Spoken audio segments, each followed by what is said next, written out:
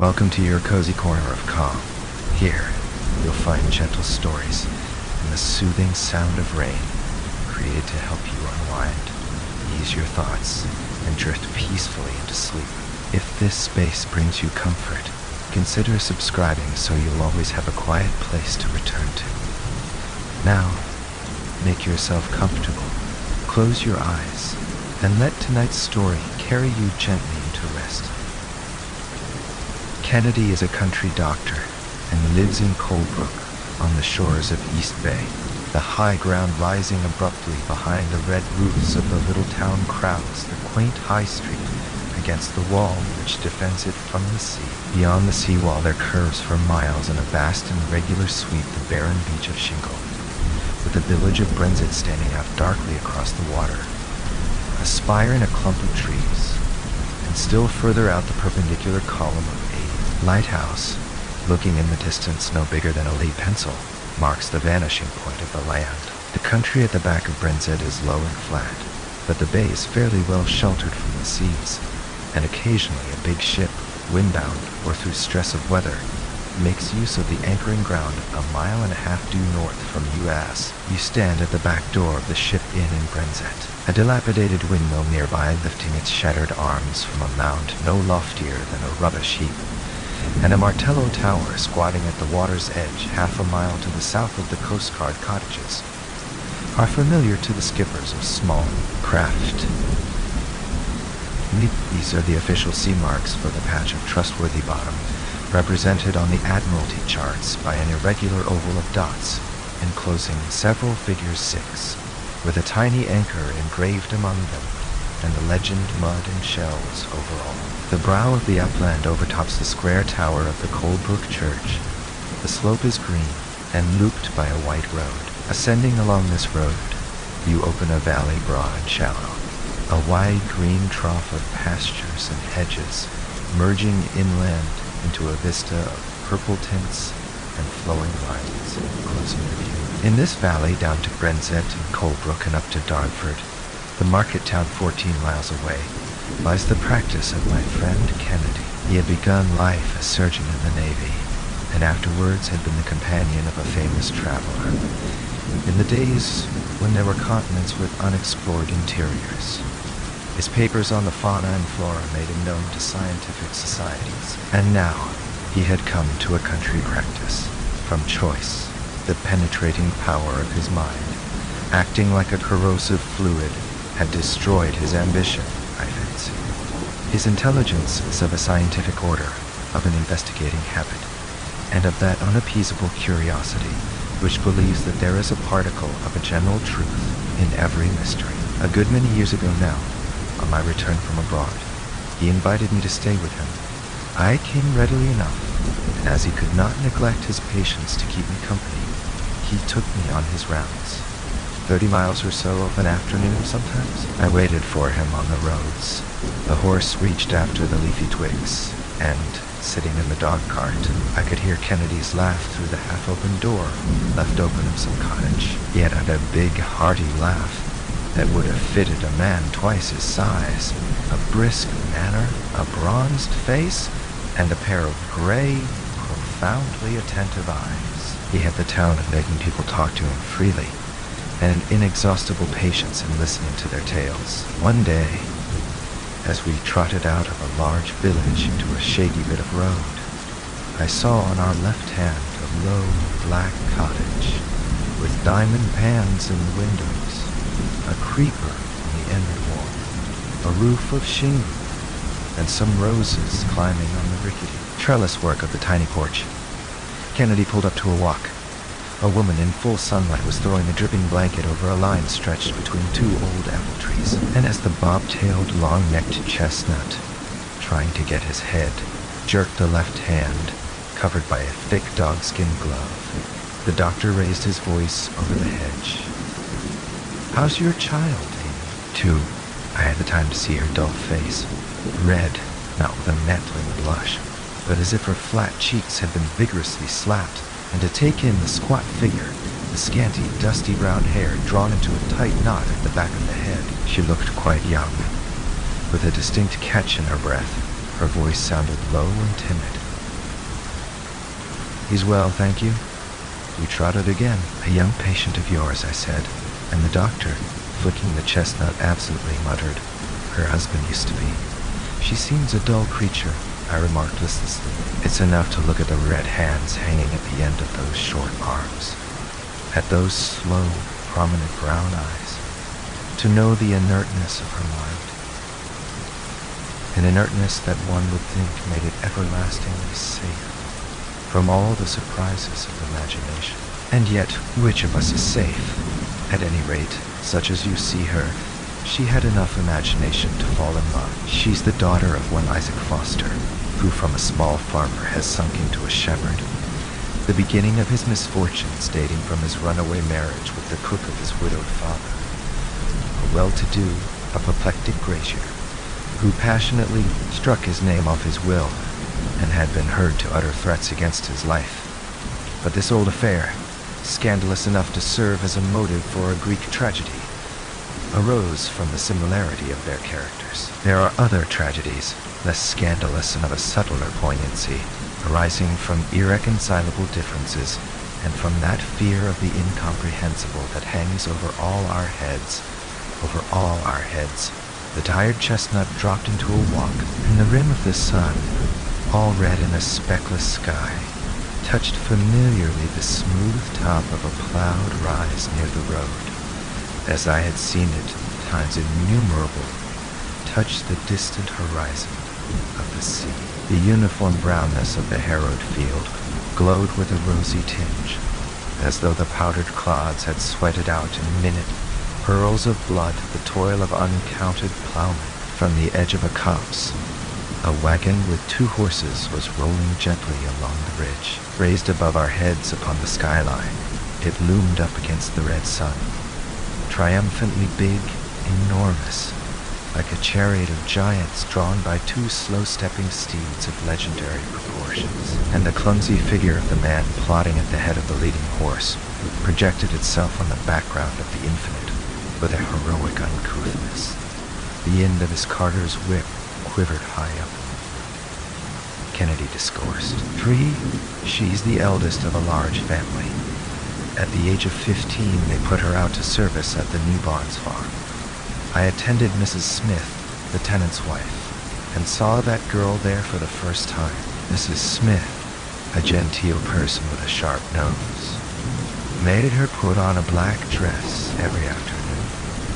I don't know what induced me to notice her at all. There are faces that call your attention by a curious want of definiteness in their whole aspect, as, walking in a mist, you peer attentively at a vague shape which, after all, may be nothing more curious or strange than a signpost. The only peculiarity I perceived in her was a slight hesitation in her utterance, a sort of preliminary stammer which passes away with the first word.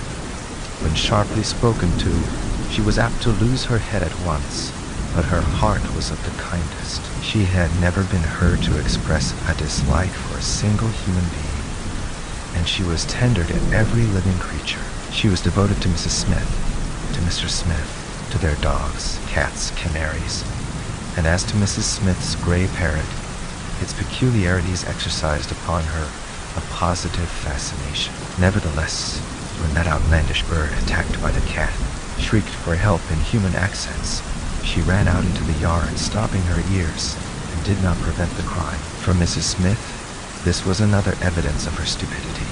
On the other hand, her want of charm, in view of Smith's well-known frivolousness, was a great recommendation. Her short-sighted eyes would swim with pity for a poor mouse in a trap, and she had been seen once by some boys on her knees in the wet grass, helping a toad in difficulties. If it's true, as some German fellow has said, that without phosphorus there is no thought, it is still more true that there is no kindness of heart without a certain amount of imagination.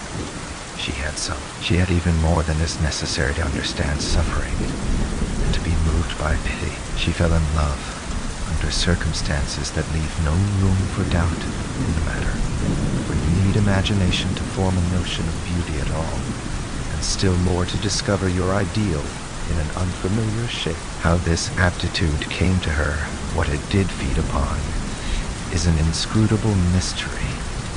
She was born in the village and had never been further away from it than Colebrook or perhaps Darnford. She lived for 4 years with the Smiths. New Barnes is an isolated farmhouse a mile away from the road, and she was content to look day after day at the same fields, hollows, rises, at the trees and the hedgerows, at the faces of the 4 men about the farm, always the same, day after day, month after month, year after year. She never showed a desire for conversation, and, as it seemed to me, she did not know how to smile. Sometimes of a fine Sunday afternoon, she would put on her best dress, a pair of stout boots, a large gray hat trimmed with a black feather. I've seen her in that finery. Seize an absurdly slender parasol, climb over 2 stiles, tramp over 3 fields and along 200 yards of road, never further. There stood Foster's cottage. She would help her mother to give their tea to the younger children, wash up the crockery, kiss the little ones, and go back to the farm. That was all. All the rest, all the change, all the relaxation, she never seemed to wish for anything more. And then she fell in love. She fell in love. Silently. Perhaps helplessly. Perhaps helplessly. It came slowly, but when it came, it worked like a powerful spell. It was love as the ancients understood it. An irresistible and fateful impulse. A possession. Yes, it was in her to become haunted and possessed by a face, by a presence. Fatally, as though she had been a pagan worshipper of form under a joyous sky, and to be awakened at last from that mysterious forgetfulness of self, from that enchantment, from that transport, by a fear resembling the unaccountable terror of a brute, with the sun hanging low on its western limit, the expanse of the grasslands framed in the counterscarps of the rising ground took on a gorgeous and somber aspect, a sense of penetrating sadness, like that inspired by a grave strain of music, disengaged itself from the silence of the fields. The men we met walked past slow, unsmiling, with downcast eyes, as if the melancholy of an overburdened earth had weighted their feet, bowed their shoulders, borne down their glances. Yes, said the doctor to my remark, one would think the earth is under a curse, since of all her children,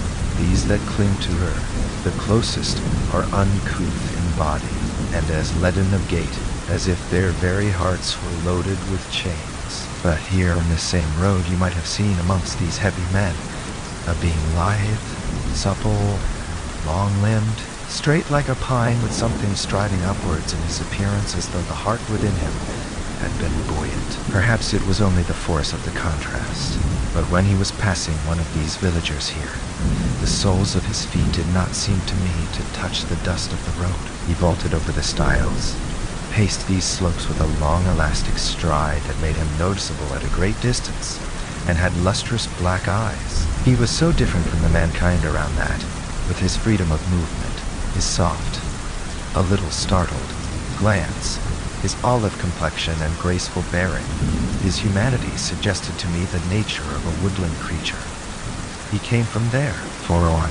The doctor pointed with his whip, and from the summit of the descent, seen over the rolling tops of the trees in a park by the side of the road, appeared the level sea far below us, like the floor of an immense edifice inlaid with bands of ball, dark ripple, with still trails of glitter, ending in a belt of glassy water at the foot of the sky. The light blur of smoke from an invisible steamer faded on the great clearness of the horizon like the mist of a breath on a mirror, and inshore the white sails of a coaster, with the appearance of disentangling themselves slowly from under the branches, floated clear of the foliage of the trees. Shipwrecked in the bay, I said. Yes, he was a castaway, a poor emigrant from Central Europe bound to America and washed ashore here in a storm. And for him, who knew nothing of the earth, England was an undiscovered country. It was some time before he learned its name. and for all I know, he might have expected to find wild beasts or wild men here, when, crawling in the dark over the seawall, he rolled down the other side into a dike, where it was another miracle didn't get drowned, but he struggled instinctively like an animal under a net, and this blind struggle threw him out into a field. He must have been indeed of a tougher fiber than he looked to withstand without expiring such buffetings, the violence of his exertions, and so much fear. Later on, in his broken English that resembled curiously the speech of a young child, he told me himself that he put his trust in God, believing he was no longer in this world. And truly, he would add, how was he to know? He fought his way against the rain and the gale on all fours, and crawled at last among some sheep huddled close under the lee of a hedge. They ran off in all directions, bleeding in the darkness, and he welcomed the first familiar sound he heard on these shores. It must have been 2 in the morning then, and this is all we know of the manner of his landing, though he did not arrive unattended by any means. Only his grisly company did not begin to come ashore till much later in the day. The doctor gathered the reins, clicked his tongue. We trotted down the hill, then turning, almost directly, a sharp corner into the high street, we rattled over the stones and were home. Old 5:20, late in the evening Kennedy, breaking a spell of moodiness that had come over him, returned to the store, smoking his pipe. He paced the long room from end to end. A reading lamp concentrated all its light upon the papers on his desk, and, sitting by the open window, I saw, after the windless, scorching day, the frigid splendor of a hazy sea lying motionless under the moon. Not a whisper, not a splash, not a stir of the shingle, not a footstep, not a sigh came up from the earth below. Never a sign of life but the scent of climbing jasmine, and Kennedy's voice, speaking behind me, passed through the wide casement, to the wide casement, to vanish outside in a chill and sumptuous stillness. The relations of shipwrecks in the olden time tell us of much suffering. Often the castaways were only saved from drowning to die miserably from starvation on a barren coast. Others suffered violent death or else slavery, passing through years of precarious existence with people to whom their strangeness was an object of suspicion, dislike, or fear. We read about these things, and they are very pitiful. It is indeed hard upon a man to find himself a lost stranger, helpless, incomprehensible, and of a mysterious origin in some obscure corner of the earth. And yet amongst all the adventurers shipwrecked in all the wild parts of the world, there is not one, it seems to me, that ever had to suffer a fate so simply tragic as the man I am speaking of, the most innocent of adventurers cast out by the sea in the thieved bite of this bay, almost within sight from this very window. He did not know the name of his ship. Indeed, in the course of time we discovered, he did not even know that ships had names, like Christian people. And when one day, from the top of the Talford Hill, he beheld the sea lying open to his view, his eyes roamed afar, lost in an air of wild surprise, as though he had never seen such a sight before. And probably he had not, as far as I could make out. He had been hustled together with many others on board an emigrant ship lying at the mouth of the Elbe, too bewildered to take note of his surroundings, too weary to see anything, too anxious to care. They were driven below into the 'tween deck and battened down from the very start. It was a low timber dwelling, you would say, with wooden beams overhead, like the houses in his country.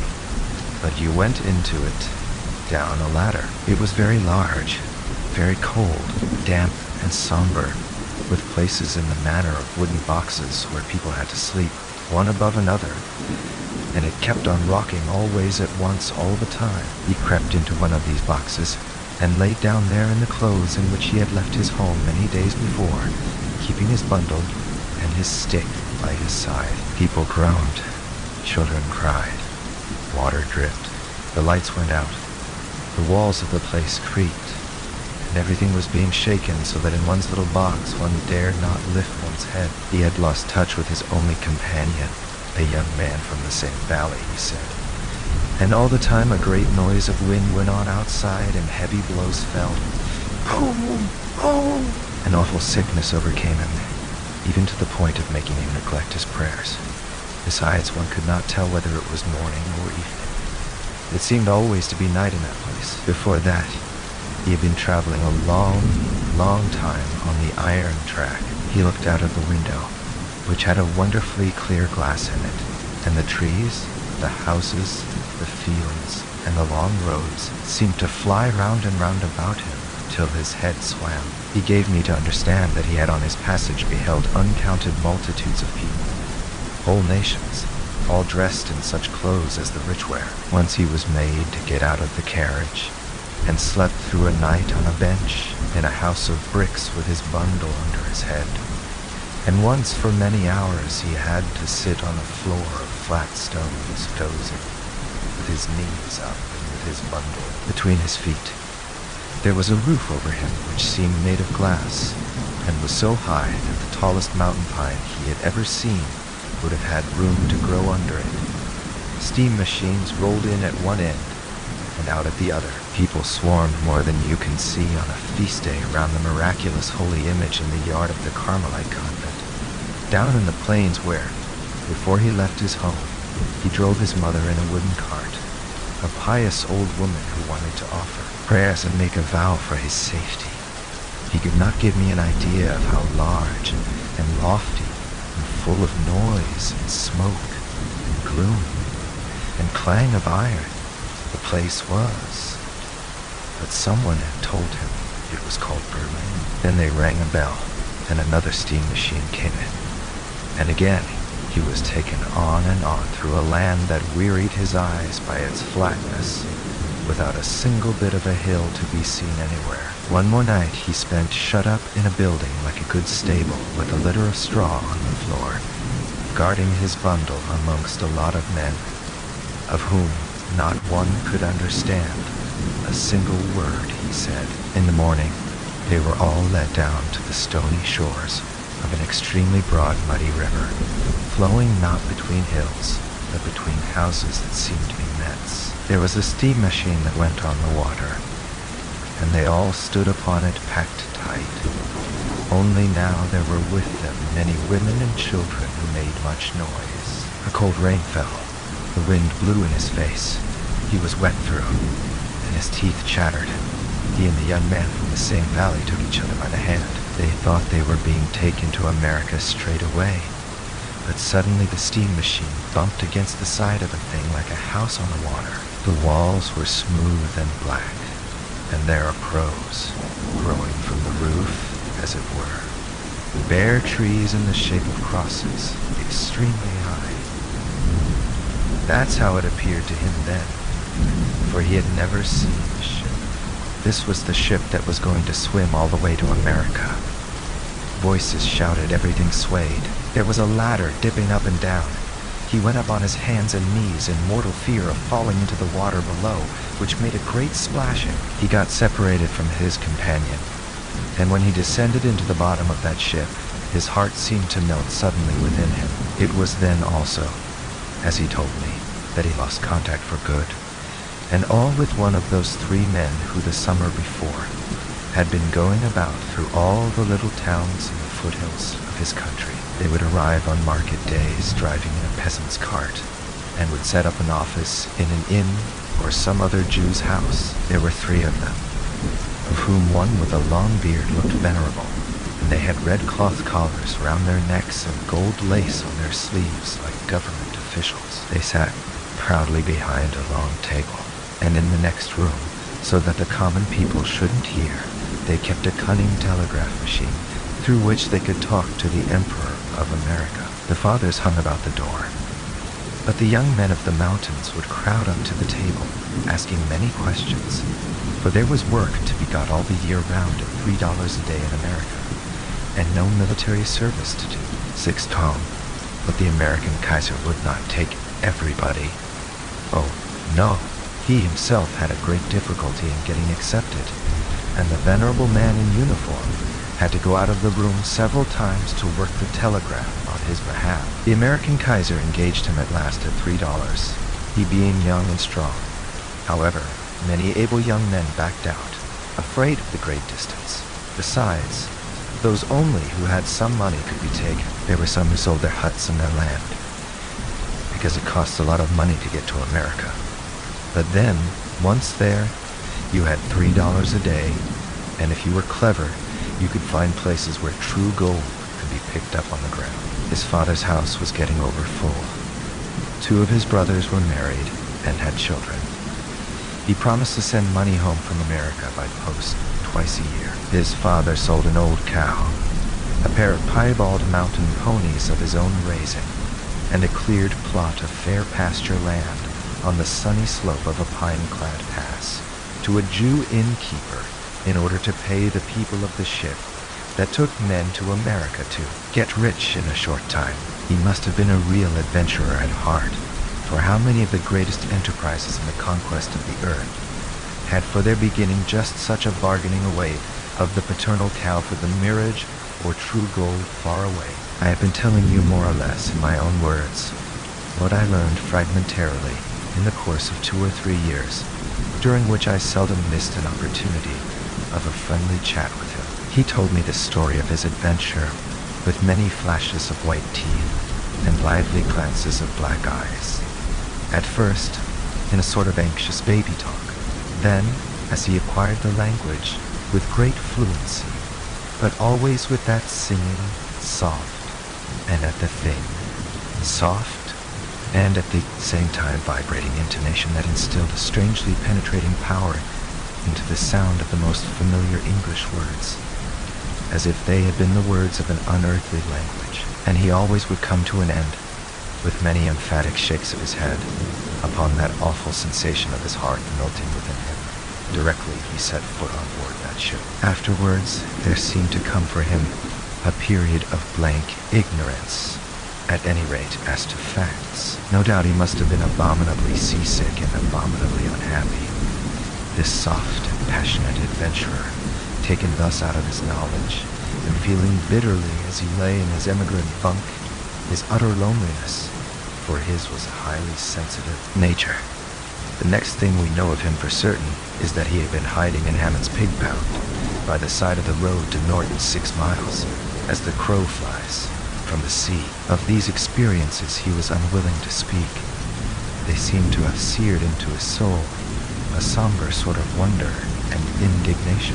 Through the rumors of the countryside, which lasted for a good many days after his arrival, we know that the fishermen of West Colebrook had been disturbed and startled by heavy knocks against the walls of weatherboard cottages, and by a voice crying piercingly strange words in the night. Several of them turned out even, but no doubt he had fled in sudden alarm at their rough, angry tones hailing each other in the darkness.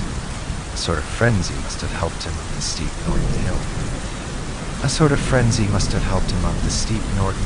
It was he, no doubt, who early the following morning had been seen lying, in a swoon I should say, on the roadside grass by the Brenzett carrier, who actually got down to have a nearer look, but drew back intimidated by the perfect immobility, by something queer in the aspect of that tramp, sleeping so still under the showers. As the day advanced, some children came dashing into school at Norton in such a fright that the schoolmistress went out and spoke indignantly to a horrid-looking man on the road. He edged away, hanging his head for a few steps, and then suddenly ran off with extraordinary fleetness. The driver of Mr. Bradley's milk cart made no secret of it that he had lashed with his whip at a hairy sort of gypsy fellow who, jumping up at a turn of the road by the vents, made a snatch at the pony's bridle. And he caught him a good one, too, right over the face, he said, that made him drop down in the mud, a jolly sight quicker than he had jumped up.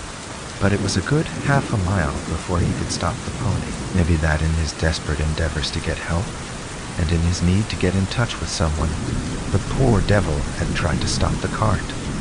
Also, 3 boys confessed afterwards to throwing stones at a funny tramp, knocking about all wet and muddy, and it seemed very drunk in the narrow, deep lane by the find the kilns. All this was the talk of 3 villages for days. But we have Mrs. Finn's, the wife of Smith's wagoner, unimpeachable testimony that she saw him get over the low wall of Hammond's paper hound and lurch straight at her, babbling aloud in a voice that frayed at her, babbling aloud in a voice that was enough to make one die of fright. Having the baby with her in a perambulator, Mrs. Finn called out to him to go away, and as he persisted in coming nearer, she hit him courageously with her umbrella over the head, and without once looking back, ran like the wind with the perambulator as far as the first house in the village. She stopped then, out of breath, and spoke to old Lewis, hammering there at a heap of stones.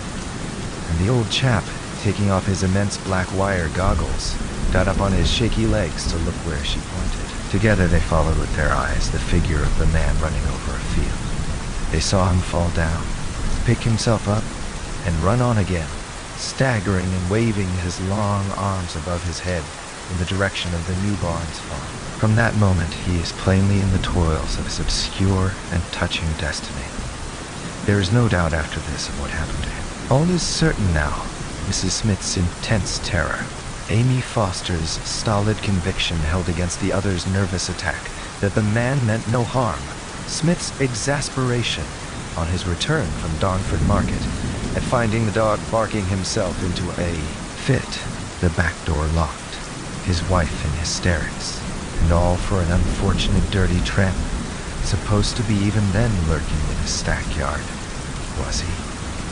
He would teach him to frighten women. Smith is notoriously hot-tempered, but the sight of some nondescript and merry creature sitting cross-legged amongst a lot of loose straw, and swinging itself to and fro like a bear in a cage, made him pause. Then this tramp stood up silently before him, one mass of mud and filth from head to foot. Smith, alone amongst his stacks with this apparition, in the stormy twilight ringing with the infuriated barking of the dog, felt the dread of an inexplicable strangeness. But when that being, parting with his black hands the long matted locks that hung before his face, as you part the 2 halves of a curtain, looked out at him with glistening, wild, black and white eyes, the weirdness of this silent encounter fairly staggered him.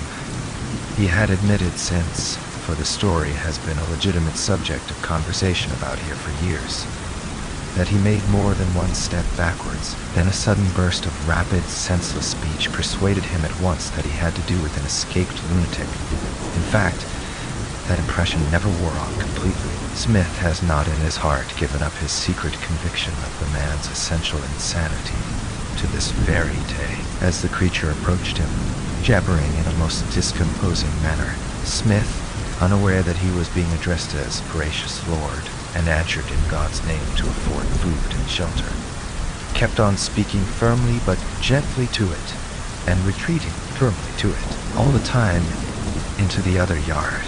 At last, watching his chance, by a sudden charge, he bundled him headlong into the wood lodge, and instantly shot the bolt. Thereupon he wiped his brow, though the day was cold. Though the day was cold, he had done his duty to the community by shutting up a wandering and probably dangerous maniac. Smith isn't a hard man at all, but he had room in his brain only for that one idea of lunacy. He was not imaginative enough to ask himself whether the man might not be perishing with cold and hunger. Meantime, at first the maniac made a great deal of noise in the lodge. Mrs. Smith was screaming upstairs, where she had locked herself in her bedroom. But Amy Foster sobbed piteously at the kitchen door, wringing her hands and muttering, "Don't, don't!" I dare say Smith had a rough time of it that evening with one noise and another, and this insane, disturbing voice crying obstinately through the door only added to his irritation. He couldn't possibly have connected this troublesome lunatic with the sinking of a ship in East Bay, of which there had been a rumor in the Darnford marketplace, and I dare say the man inside had been very near to insanity on that night, before his excitement collapsed, and he became unconscious, He was throwing himself violently about in the dark, rolling on some dirty sacks, and biting his fists with rage, cold, hunger, amazement, and despair. He was a mountaineer of the eastern range of the Carpathians, and the vessel sunk the night before in East Bay was the Hamburg emigrant ship Herzogin Sophia Dorothea. Of appalling memory, 70 months later, we could read in the papers the accounts of the bogus emigration agencies among the Sclavonian peasantry in the more remote provinces of Austria. The object of these scoundrels was to get hold of the poor ignorant people's homesteads, and they were in league with the local usurers. They exported their victims through Hamburg mostly. As to the ship, I had watched her out of this very window, reaching close, hauled under short canvas into the bay on a dark, threatening afternoon. She came to an anchor, correctly by the chart, off the Brenzett Coast Guard station. I remember, before the night fell, looking out again at the outlines of her spars, and rigging that stood out dark, and pointed on a background of ragged, slanty clouds like another, and a slighter spire to the left of the Brenzett church tower. In the evening, the wind rose. At midnight I could hear in my bed the terrific gusts and the sounds of a driving deluge. About that time, the Coast Guardmen thought they saw the lights of a steamer over the anchoring ground. In a moment, they vanished.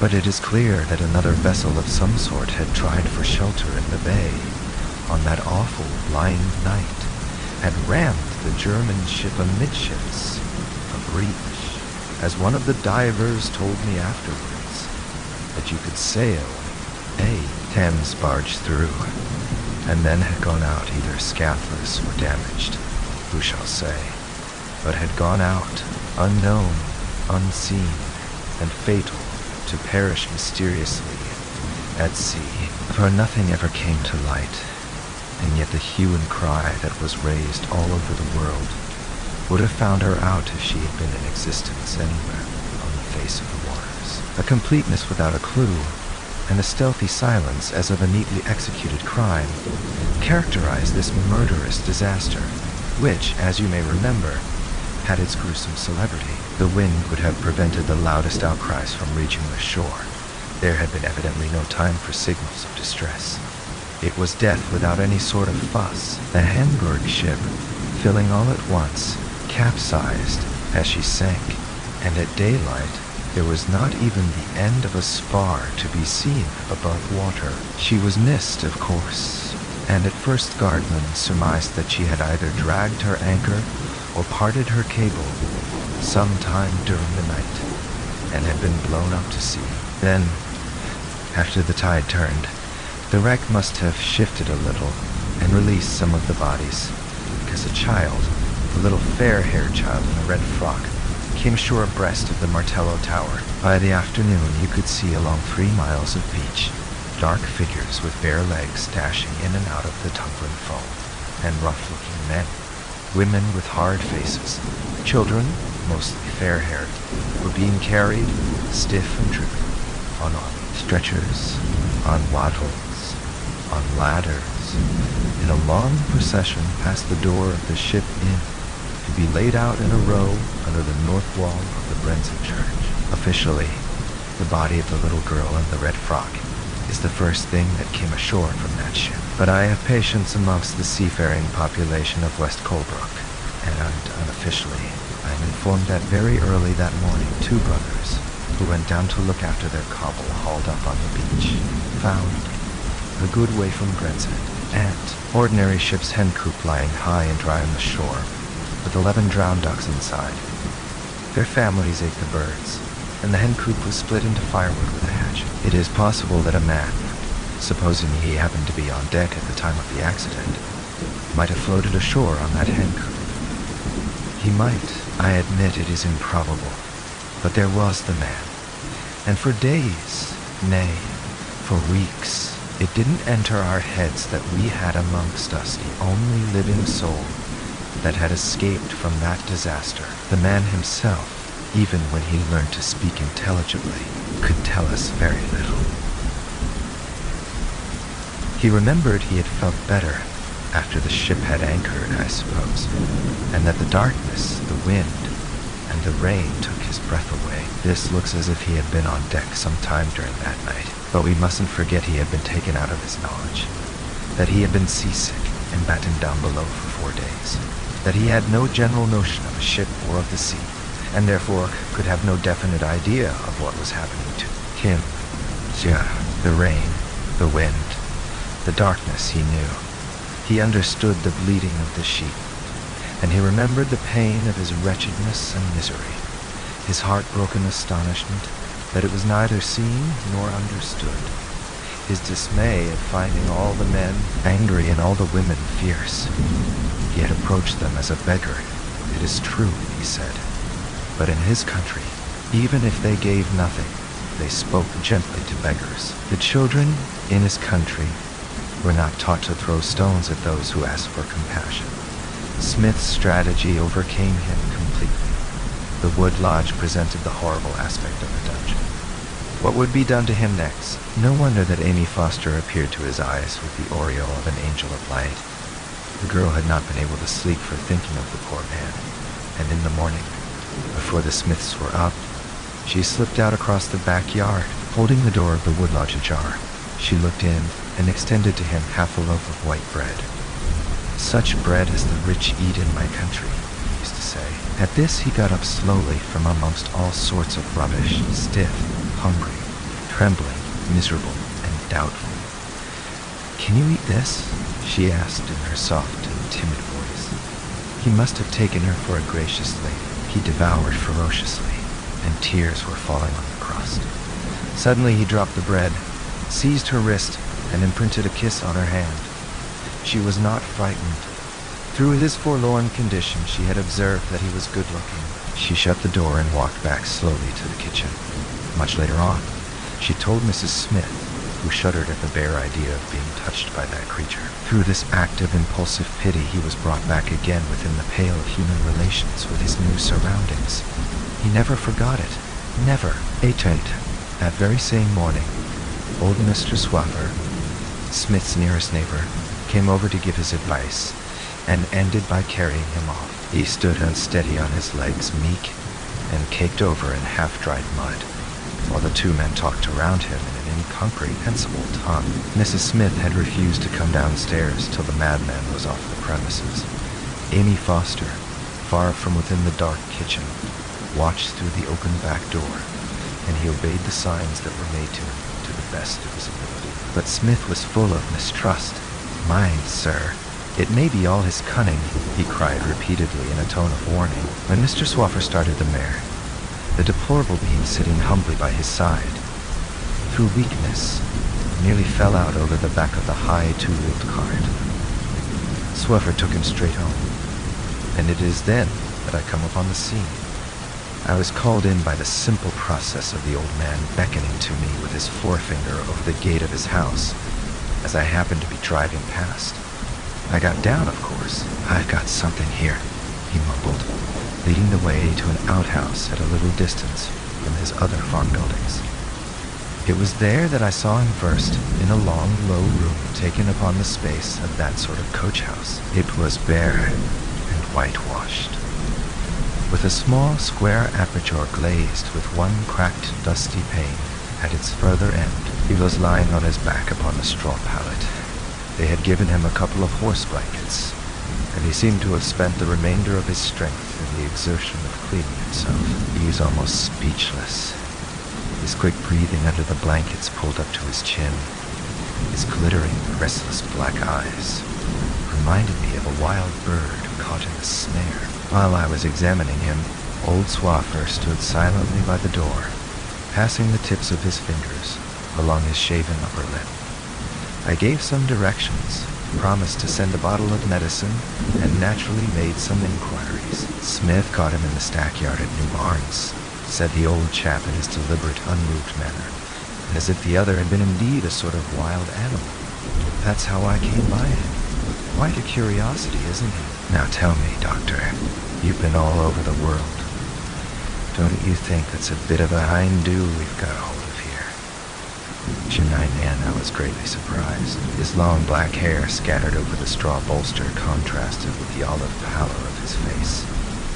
It occurred to me he might be a Basque. It didn't necessarily follow that he should understand Spanish.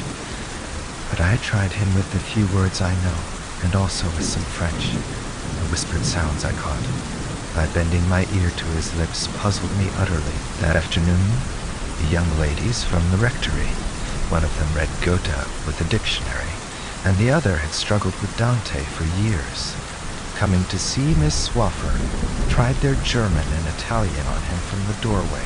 They retreated, just the least bit scared by the flood of passionate speech which, turning on his palate, he let out at them. They admitted that the sound was pleasant, soft, musical, but in conjunction with his looks perhaps, it was startling, so excitable, so utterly unlike anything one had ever heard. The village boys climbed up the bank to have a peep through the little square aperture.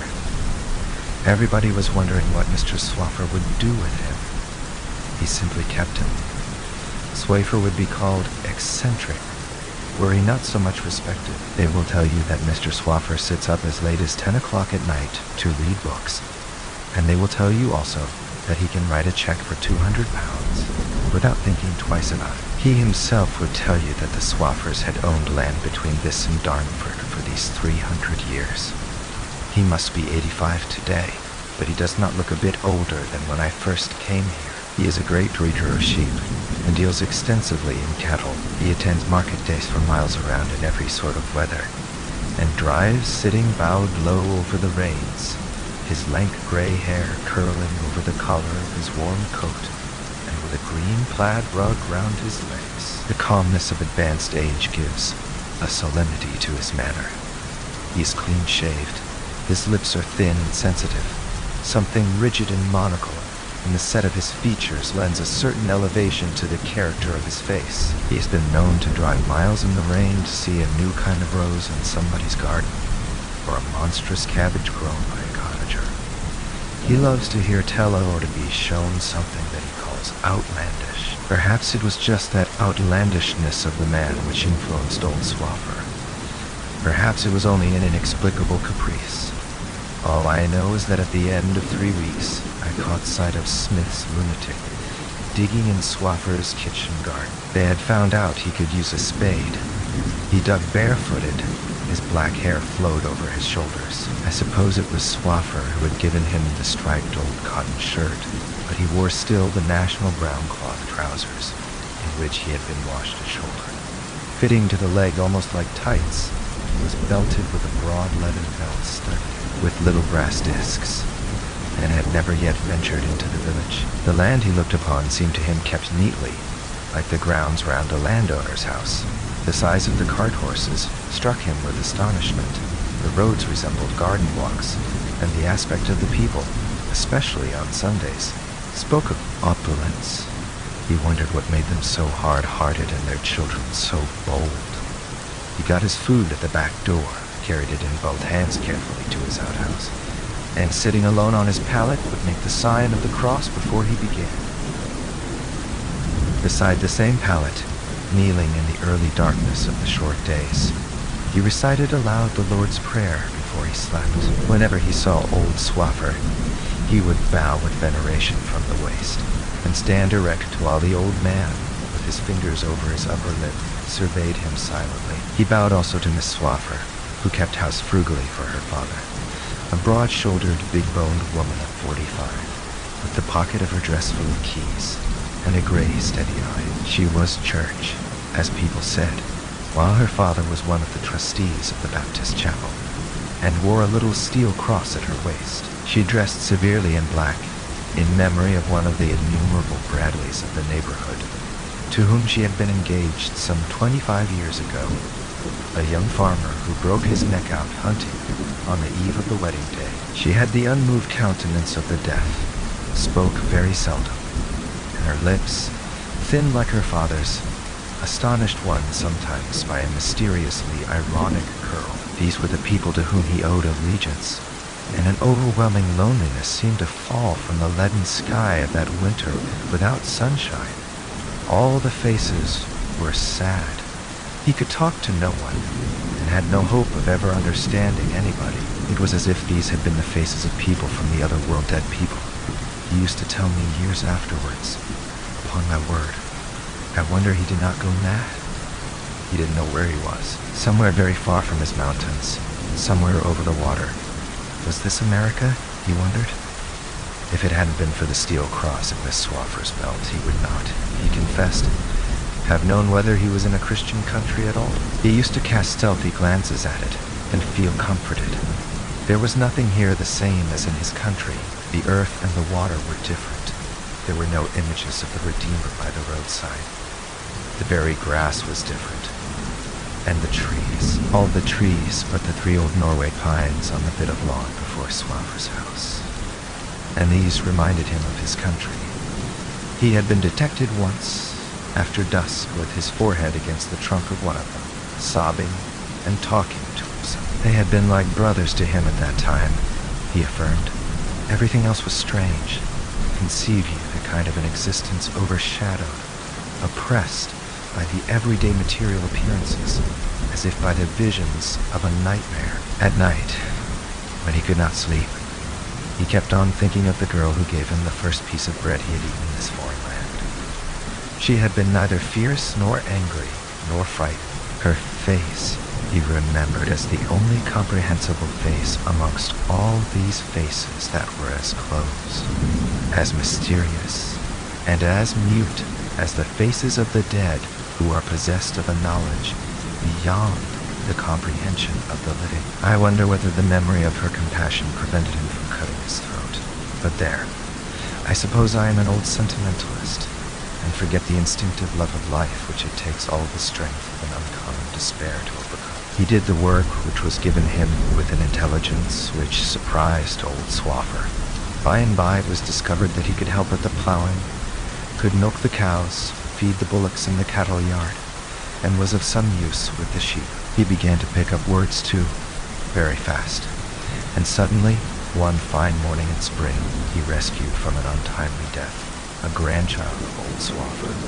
Swaffer's younger daughter is married to Wilcox, a solicitor and the town clerk of Colebrook. Regularly twice a year, they come to stay with the old man for a few days. Their only child, a little girl not 3 years old at the time, ran out of the house alone in her little white pinafore, and toddling across the grass of a terraced garden, pitched herself over a low wall, head first into the horse pond in the yard below.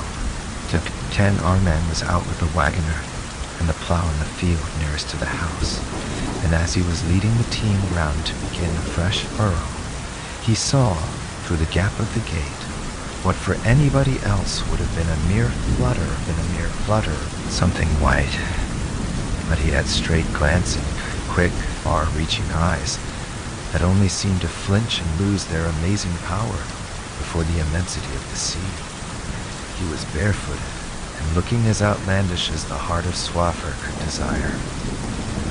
Leaving the horses on the turn, to the inexpressible disgust of the wagoner he bounded off, going over the plowed ground in long leaps, and suddenly appeared before the mother, thrust the child into her arms, and strode away. The pond was not very deep, but still, if he had not had such good eyes, the child would have perished, miserably suffocated in the foot or so of sticky mud at the bottom. Old Swaffer walked out slowly into the field, waited till the plow came over to his side, had a good look at him, and without saying a word went back to the house. But from that time they laid out his meals on the kitchen table.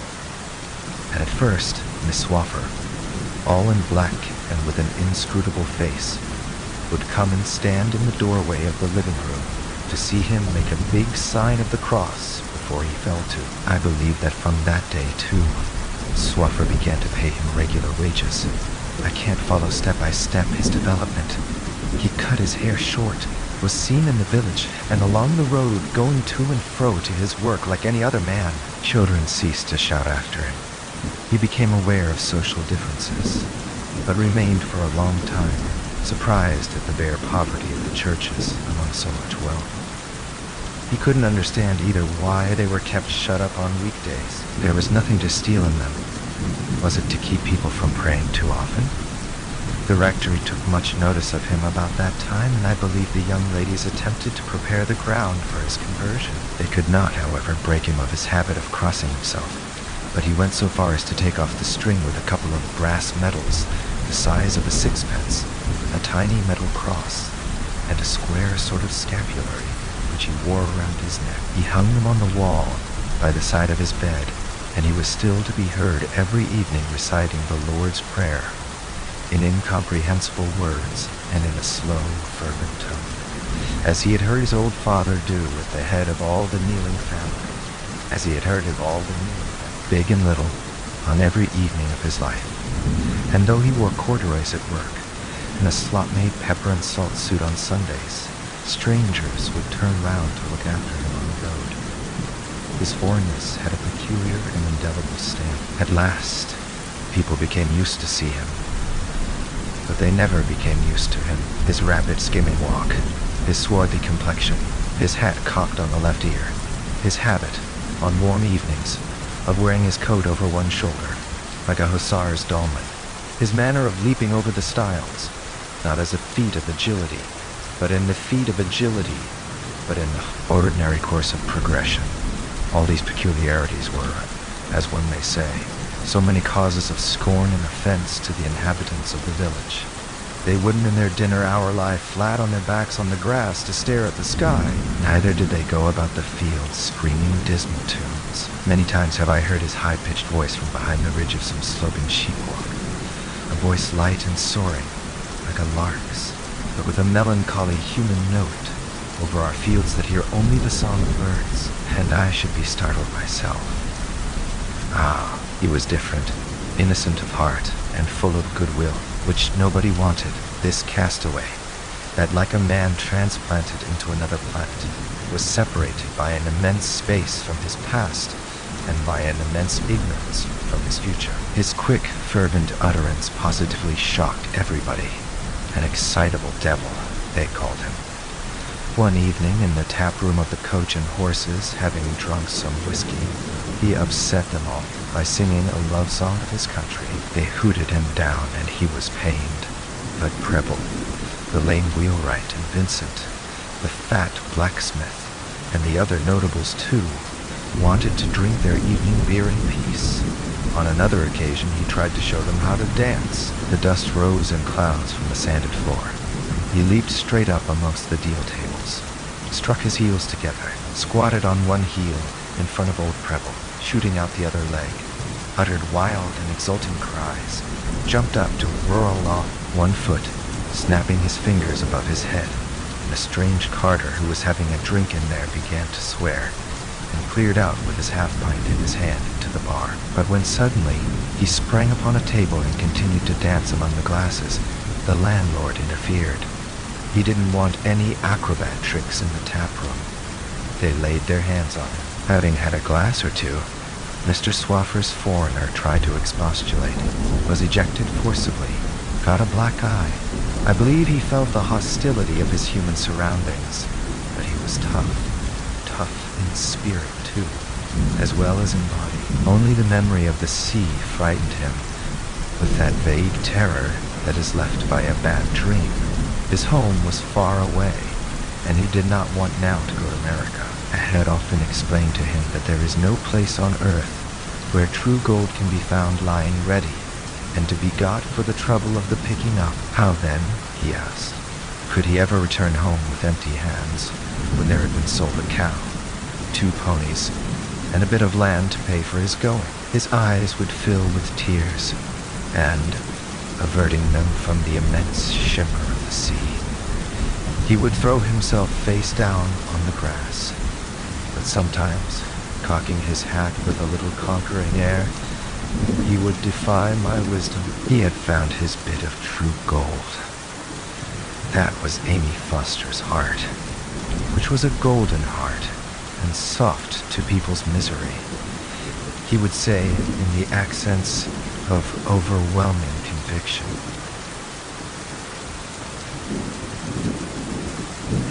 He was called Yanko. He had explained that this meant Little John. but as he would also repeat very often that he was a mountaineer, some word sounding in the dialect of his country like Gural. He got it for his surname, and this is the only trace of him that the succeeding ages may find in the marriage register of the parish. There it stands, Yanko Gural, in the rector's handwriting, the crooked cross made by a castaway, a cross whose tracing no doubt seemed to him the most solemn part of the whole ceremony, is all that it remains now to perpetuate the memory of his name. This courtship had lasted some time, ever since he got his precarious footing in the community. It began by his buying for Amy Foster a green satin ribbon in Darnford. This was what you did in this country. You bought a ribbon at a Jew's stall on a fair day. I don't suppose the girl knew what to do with it, but he seemed to think that his honorable intentions could not be mistaken. It was only when he declared his purpose to get married that I fully understood how, for 100 futile and inappreciable reasons, how, shall I say, odious, he was to all the countryside. Every old woman in the village was up in arms. Smith, coming upon him near the farm, promised to break his head for him if he found him about again, but he twisted his little black mustache with such a bellicose air and rolled such big black fierce eyes at Smith that this promise came to nothing. Smith, however, told the girl that she must be mad to take up with a man who was surely wrong in his head. All the same, when she heard him the gloaming whistle from beyond the orchard a couple of bars of a weird and mournful tune, she would drop whatever she had in her hand. She would leave Mrs. Smith in the middle of a sentence, and she would run out to his call. Mrs. Smith called her a shameless hussy. She answered nothing. She said nothing at all to anybody and went on her way as if she had been deaf. She and I alone, all in the land, I fancy, could see his very real beauty. He was very good-looking and most graceful in his bearing, with that something wild as of a woodland creature in his aspect. Her mother moaned over her dismally whenever the girl came to see her on her day out. The father was surly, but pretended not to know. And Mrs. Finn once told her plainly that this man, my dear, will do you some harm some day yet.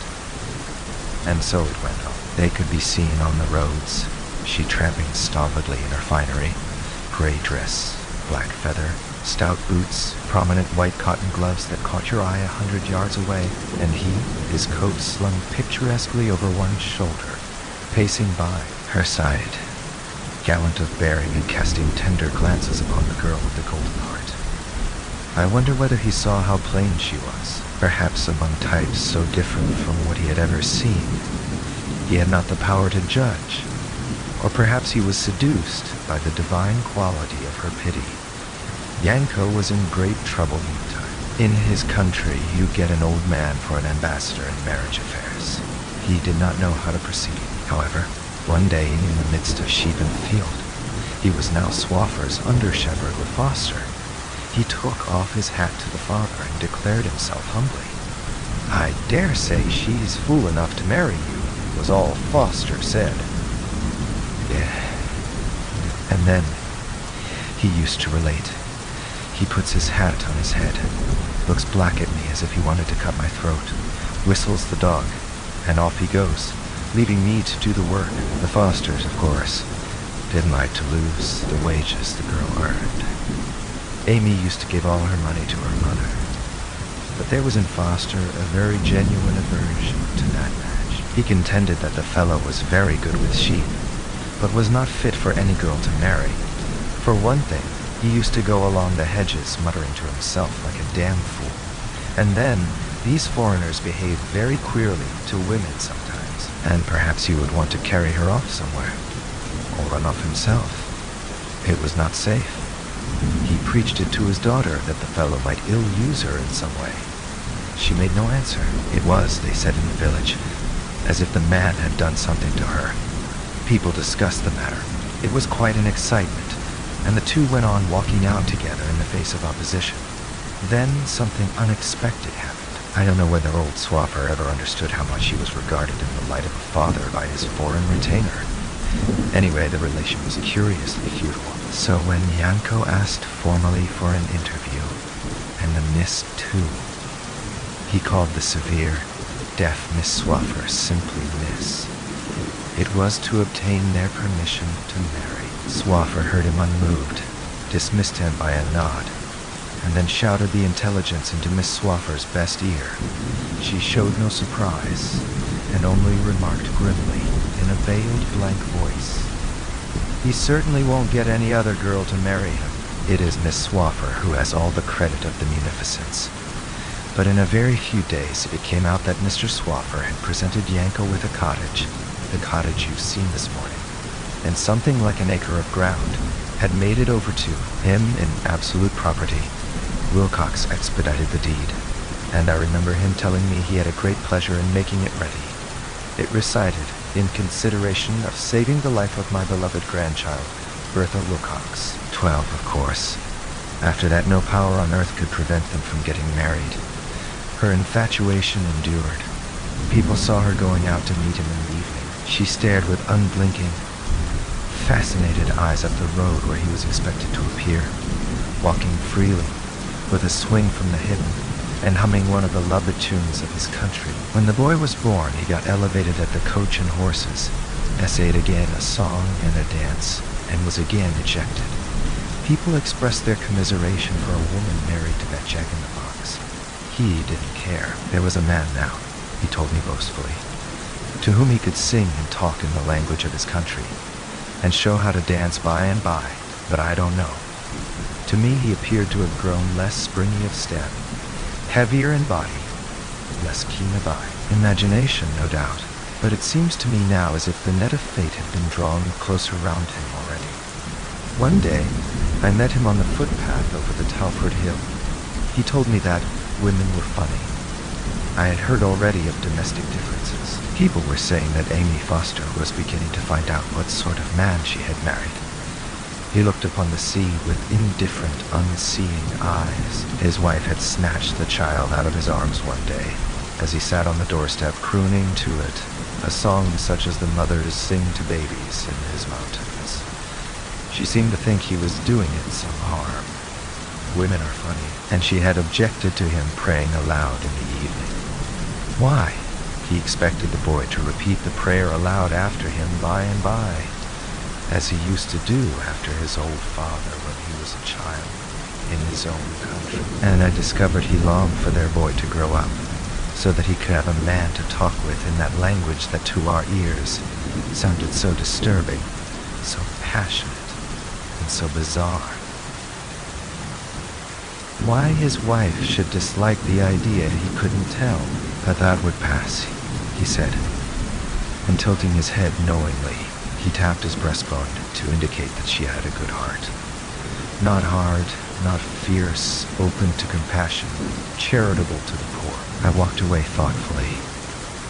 I wondered whether his difference, his strangeness, were not penetrating with repulsion that dull nature they had begun by irresistibly attracting. I wondered. 13. The doctor came to the window and looked out at the frigid splendor of the sea, immense in the haze, as if enclosing all the earth with all the hearts lost among the passions of love and fear. Physiologically now, he said, turning away abruptly. It was possible. He remained silent, then went on. At all events, the next time I saw him, he was ill. Lung trouble. He was tough, but I dare say he was not acclimatized as well as I had supposed. It was a bad winter, and, of course, these mountaineers do get fits of homesickness, and a state of depression would make him vulnerable. He was lying half-dressed on a couch downstairs. A table covered with a dark oilcloth took up all the middle of the little room. There was a wicker cradle on the floor, a kettle spouting steam on the hob, and some child's linen lay drying on the fender. The room was warm, but the door opens right into the garden, as you noticed, perhaps. He was very feverish, and kept on muttering to himself. She sat on a chair and looked at him fixedly across the table, with her brown, blurred eyes. "Why don't you have him upstairs?" I asked. With a start and a confused stammer, she said, I couldn't sit with him upstairs, sir. I gave her certain directions, and going outside, I said again that he ought to be in bed upstairs. She wrung her hands. I couldn't. He keeps on saying something. I don't know what.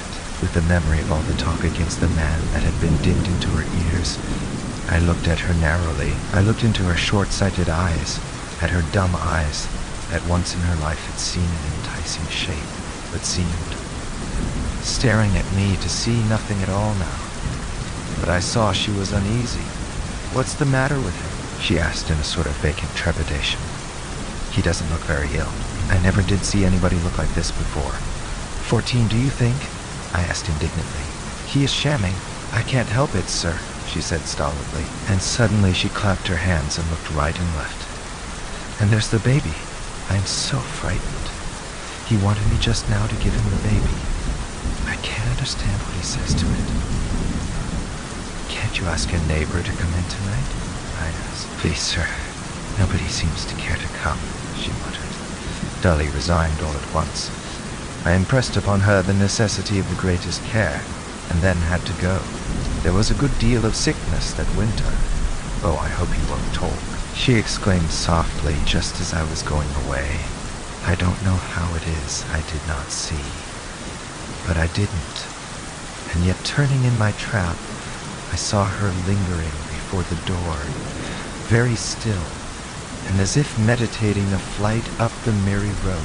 Towards the night his fever increased.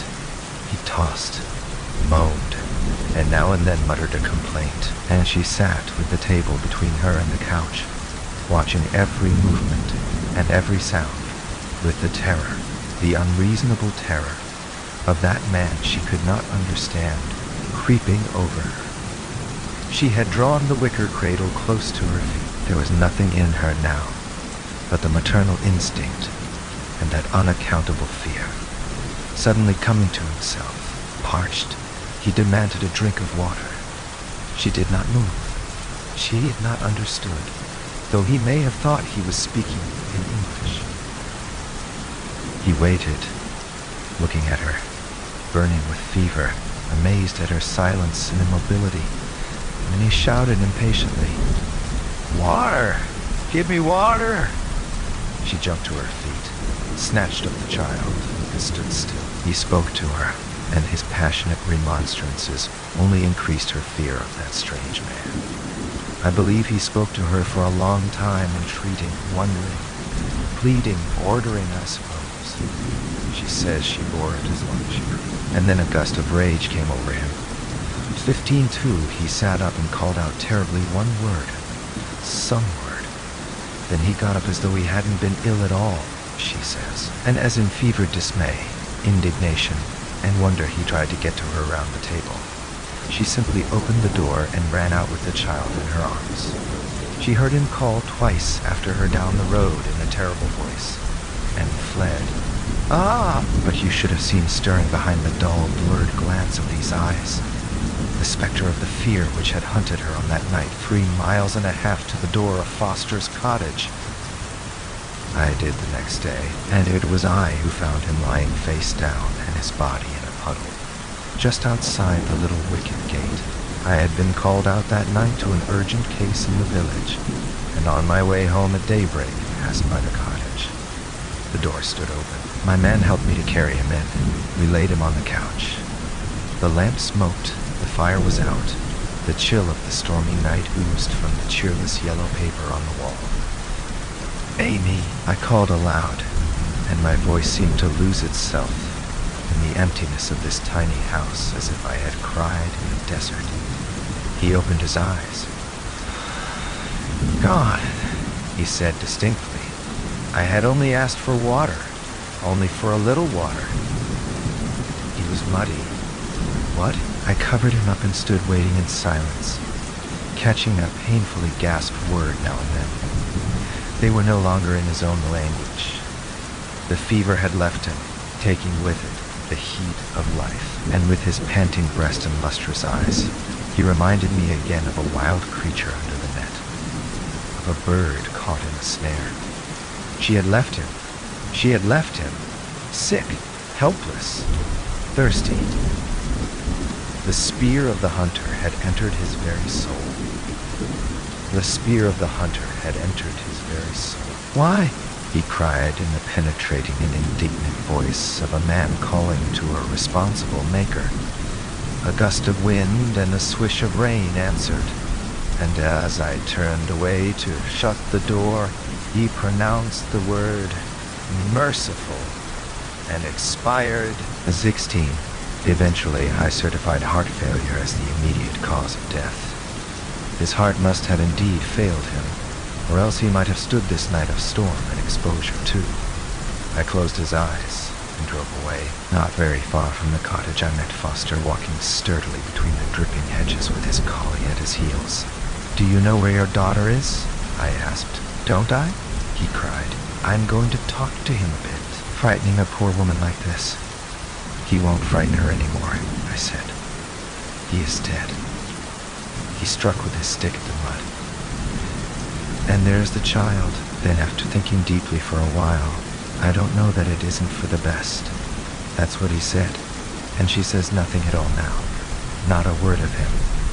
Never is his image as utterly gone from her mind as his lithe and striding figure, his caroling voice are gone from our fields. He's no longer before her eyes to excite her imagination into a passion of love or fear, and his memory seems to have vanished from her dull brain as a shadow passes away upon a white screen.